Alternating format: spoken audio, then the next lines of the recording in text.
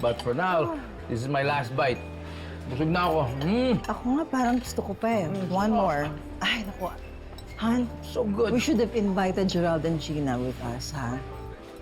Sarap ng steak. This is the best steak I've ever tasted in my whole life. Thank you. I agree with you. Medium rare, that's about it. Anything more than that, it's burnt. Yeah. All of this is for you.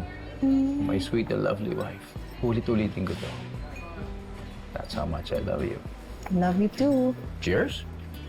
For you, always and forever. Forever.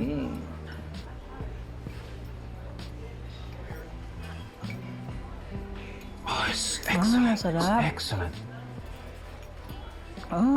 Sarap. Oh, so good. I'll just go to the restroom.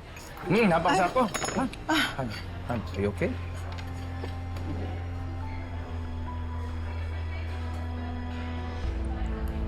Han, are you okay? Yeah, I'm okay. I'm okay. You sure? Don't worry about Waiter, me. waiter. Can I have a glass of water, please? Thank you. Ano nangyari? Ano naramdaman mo? Medyo nahilo lang ako. I'm fine. I'll be okay. Pagod na.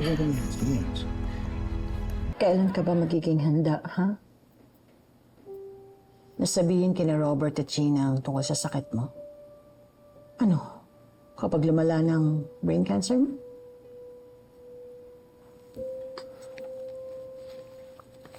Look at these test results. Your glioblastoma is rapidly growing and spreading into nearby tissues.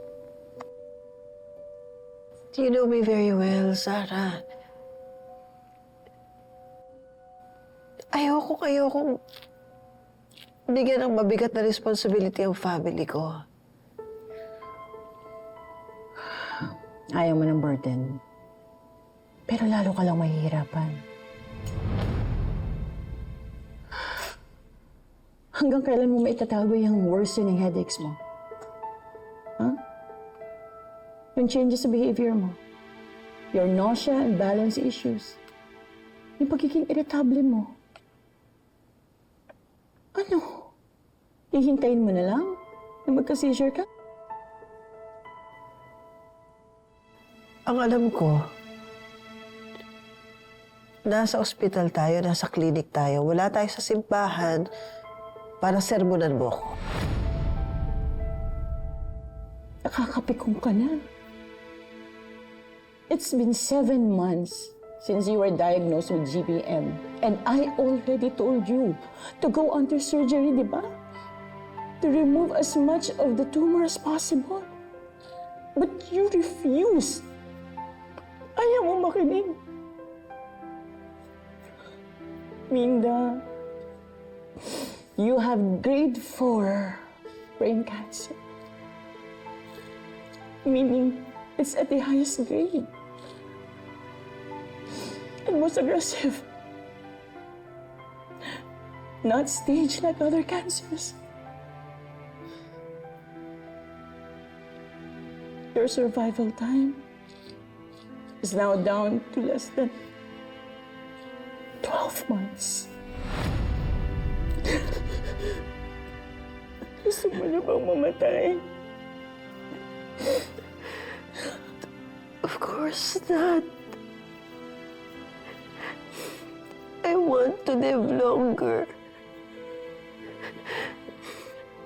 But what can the treatment do? O sige, siguro, babagal yung growth ng tumor ko. But that's it. Currently, there's no cure for it. It often recurs.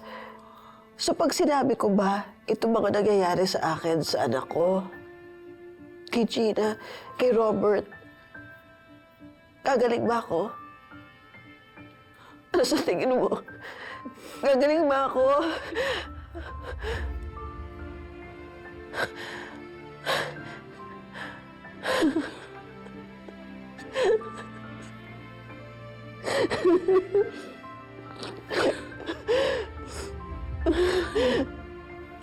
Hindi tayo titigil sa pagdarasal, ha? Your miracle could just be around the corner.